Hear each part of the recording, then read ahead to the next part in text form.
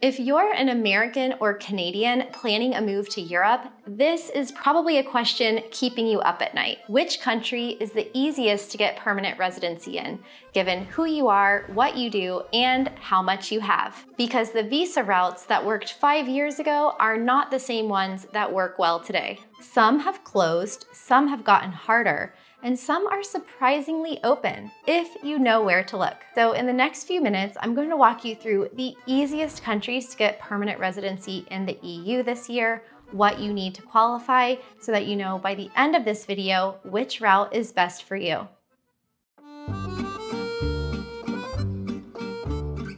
Let's start at the top with the easiest route there is, and if you qualify for this one, this is the one to go for.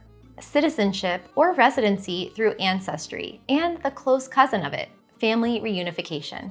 Family reunification is the simpler of the two, but it almost takes care of itself, because if you had that option, such as a spouse or an immediate family member already in an EU country, you'd probably already know it, and you might already be on your way. Ancestry is the sleeper because a huge number of people have no idea that they qualify. But if you have a parent or a grandparent, or in some countries, even a great-grandparent who was born in a European country, you might be able to claim citizenship through them. I was just talking to a retired doctor in the US just the other day whose parents were born in Ireland, and he had only just found out that getting an Irish passport was even an option for him. So who is this for? Anyone with European roots, even a generation or two back. The popular ones I often see are Ireland, Italy, Poland, Greece, the UK, Germany, and we've even had people of Croatian descent come through. I'll give you a little bit of insight into my situation because I'm living it right now. My grandfather was a dual citizen in Hungary and Romania, so these are both countries that I can qualify for citizenship by descent, or CBD as it's known. I also could have possibly acquired Italian citizenship because my great-grandparents are from Italy, but this is important because Italy recently changed the rules so that you can only apply if you have a parent or grandparent there and not all the way back to a great-grandparent, because there were so many millions of people who could potentially qualify for Italian citizenship this way. Now, the catch of this route, which is what a lot of videos gloss over, is the documents. It can be really difficult to source documents from 80 or 100 years ago, especially in a foreign country. And I've even had some people find out that where the documents were stored was flooded or burned down, and a lot of those documents were lost. So in many cases, my firm will hire law firms or genealogy specialists or other types of assistants in foreign countries to be able to go to the local municipalities and go to the government offices to be able to source birth certificates, marriage certificates, and also you'll need to get a lot of documents from your home country as well. So this can be the part that trips a lot of people up. The other catch is language, because some of these countries will require you to pass either A1, A2, B1, in many cases, language exam to be able to get the citizenship. Italy is not one of those countries right now, but both Hungary and Romania that I'm looking into do require passing a language exam. Of course, if you're going to an English-speaking country like Ireland or the UK, then language would be a non-issue there. It's not just Europe, however. Canada recently opened its own doors to more potential citizens. As of December 2025, Canada changed its citizenship by descent rules, so a lot more people with a Canadian parent or grandparent can now qualify without a residency requirement or a test. The same catch applies, however, as you've still got to source the documents to prove the ancestral line. So that's the easiest route, of course, if your family tree cooperates, but most people don't have that bloodline, which leads us to the next routes, which can work for everyone else.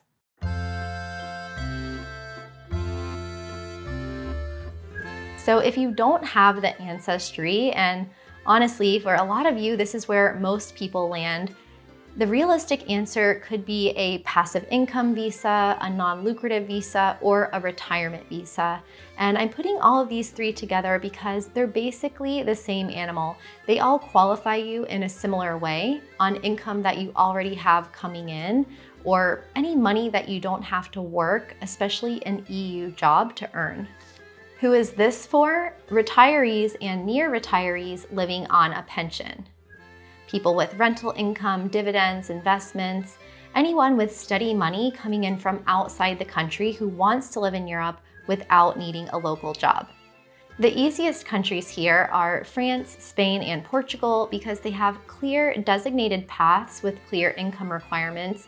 Malta and Greece are also pretty straightforward, but the harder one in this group is Italy, where the income bar is higher and they're a lot stricter about what type of income actually counts towards its retirement visa. Let's get specific because I know a lot of you are interested in the numbers, so let's start with the Portugal D7 visa.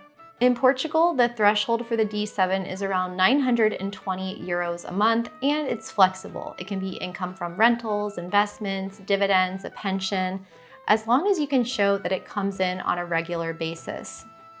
In France, the long-stay visitor visa is built around the French minimum wage, so you're looking at roughly 18,000 euro a year, and our French attorney tells our clients to show a little bit of a cushion above that, more like 20 to 25,000, especially if you're proving it as a lump sum, just so you don't encounter any issues.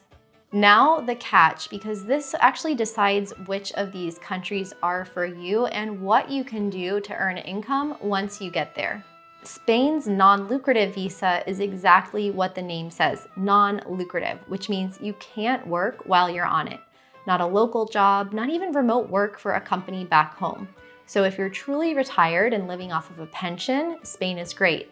But if you plan to keep earning a living, even online, that's where the NLV can trip you up.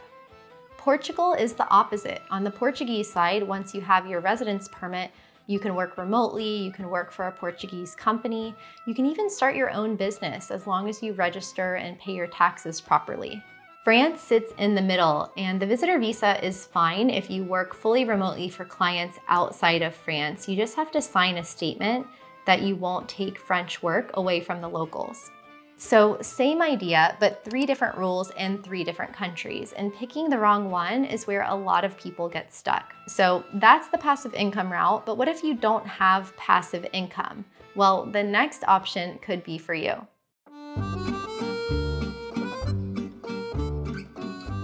So this one's for the people who message me saying, Kristin, I don't have a job, or I have some income, but I can't meet these income requirements for the visa, or if you work online, and this is with a digital nomad or remote work visa.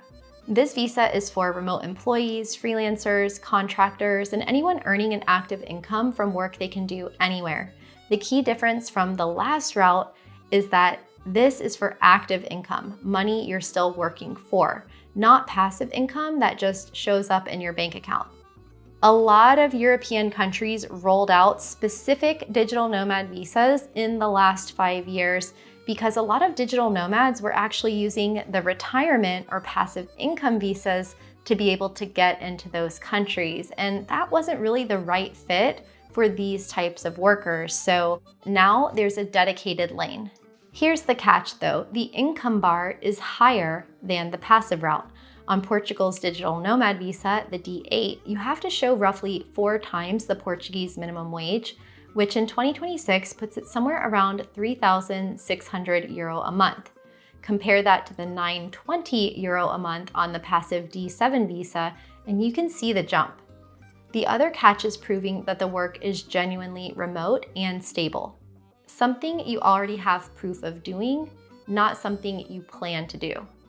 If you're employed, they'll usually want a letter from your company stating your role, your salary, and that you'll keep that job working remotely after you move.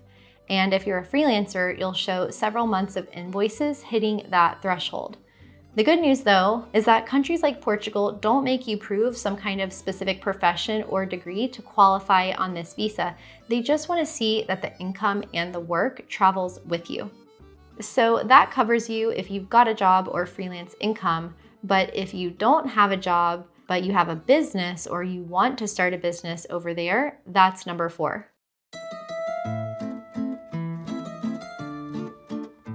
Number 4 is for the founders and the self-employed. This would be the freelance, startup, or self-employment visa.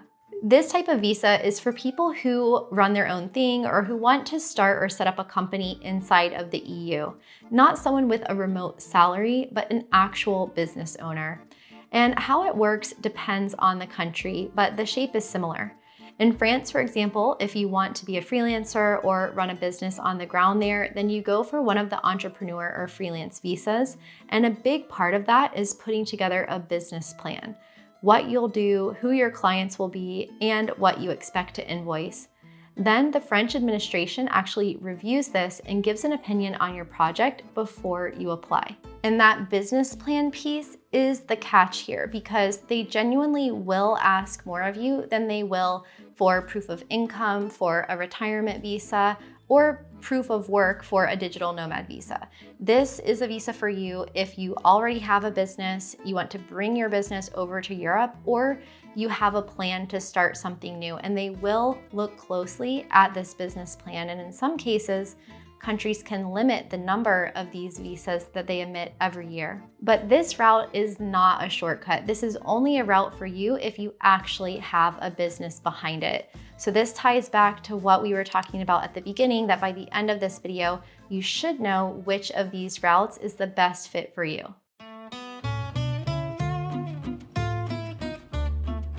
So that's 4 routes so far, and we've gone all the way from easiest if you qualify to doable, but takes some work. So this brings me to the one that everyone asks me about, but it's the one that I often rank dead last, although probably no other YouTubers will tell you that. It's the one you were probably waiting for, the golden or investor visa. And I'm gonna be honest with you about why this one is the last on my list. So everyone assumes online that the golden visa or residency by investment is the easy route. You just give a country a lot of money and you get a path to residency, or in some cases citizenship, in exchange.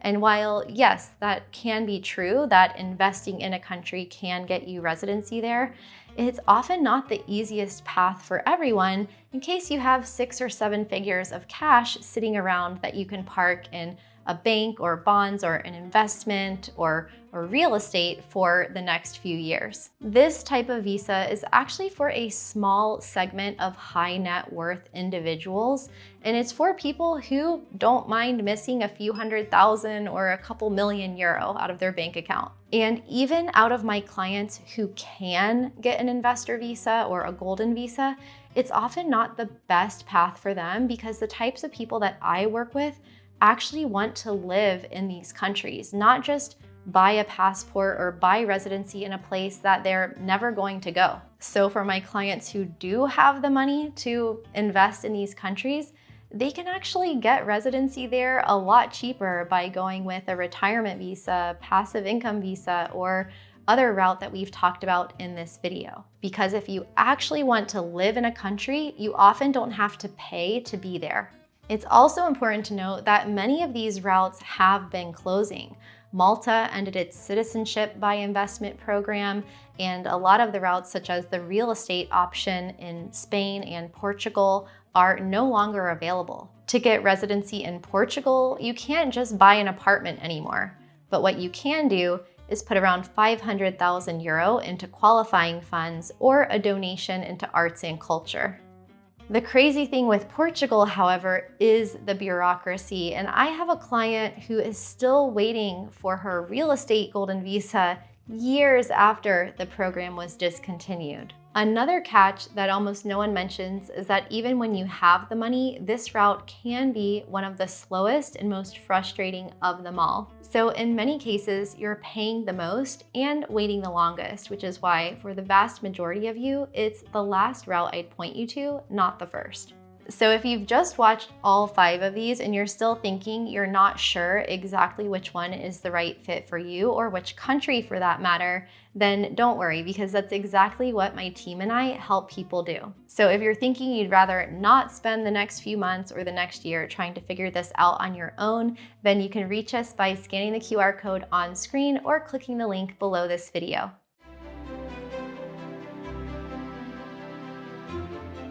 So let's bring it home so we can get you one step closer to identifying which path is best for you. So I'm going to summarize each of them now from easiest to hardest. Number 1, Ancestry. If you have a parent or grandparent from a European country, start here because it's the easiest by a mile. Just be ready to chase down the documents and perhaps learn a second language. Number 2, the passive income, non-lucrative or retirement visa. If you have steady money coming in, like a pension, rentals, or investment income, this is your route. Just remember that Spain and Italy won't let you work on it, but Portugal will.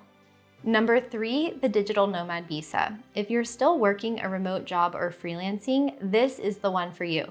You'll just need to clear a higher income bar. Number 4, the self-employment or entrepreneur visa. If you actually run a business or have a real plan to build one over there, this is yours, as long as you're ready for the business plan and the extra paperwork. And number 5, the golden visa. Honestly, if you've got serious capital sitting and ready for the investment route, also note that it can be the most expensive and the slowest. So for everyone else, one of the first 4 is the smarter move. So look at your own situation, your family tree, your income, your work, and you'll see which of these 5 is yours. It's usually a lot easier to identify when they're laid out like this. If this video helped give you some insight into your visa route, then the next thing you'll want to do is figure out which European country to live in, because where you go is just as important as how you get there. I break all of that down in the next video that you can watch right here, right now.